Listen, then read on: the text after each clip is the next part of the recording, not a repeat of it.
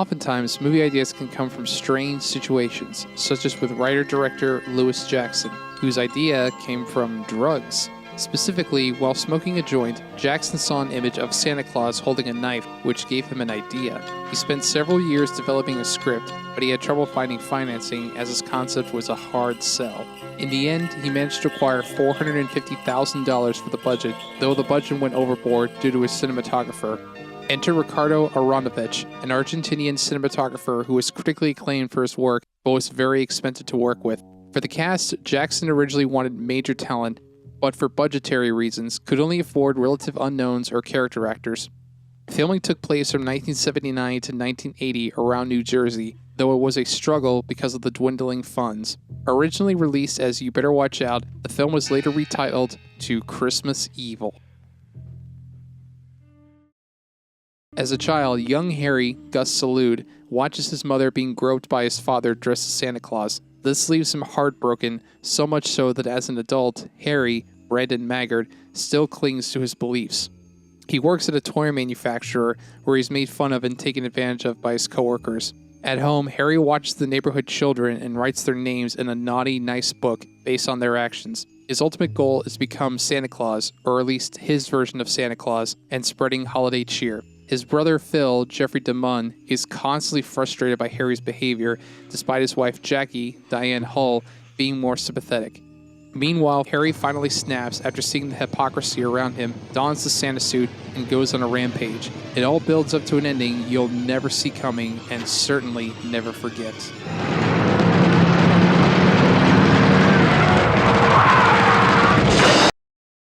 Christmas Evil, or You Better Watch Out as the director intended, is a very unique holiday horror thriller hybrid film. The premise and some of the cover art would make you think it's a horror film, which isn't completely inaccurate.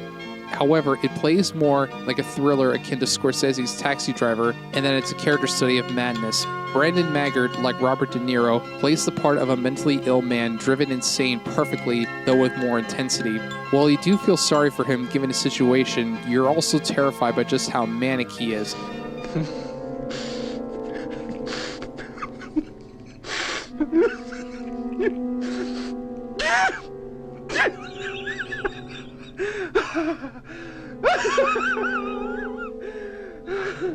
There are several moments where you're not sure if what you're seeing or hearing is real or only in his head.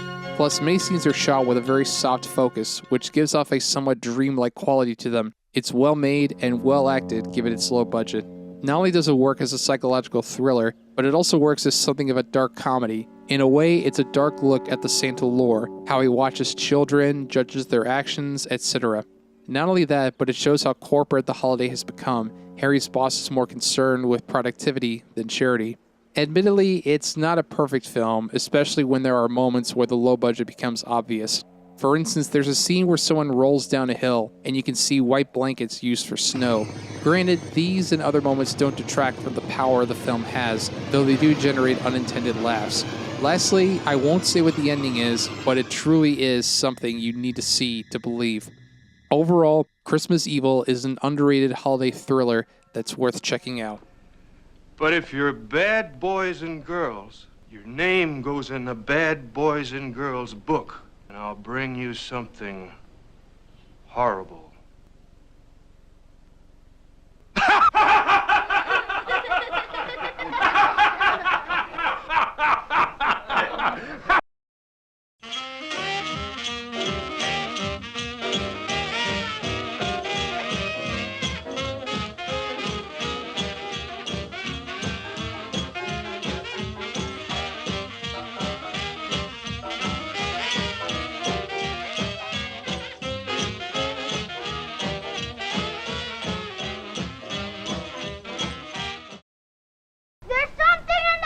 It's a monster! It tried to grab me! Oh, look, I have had all I'm going to take from you. There's something horrible in there! Ow! Now you get in the car!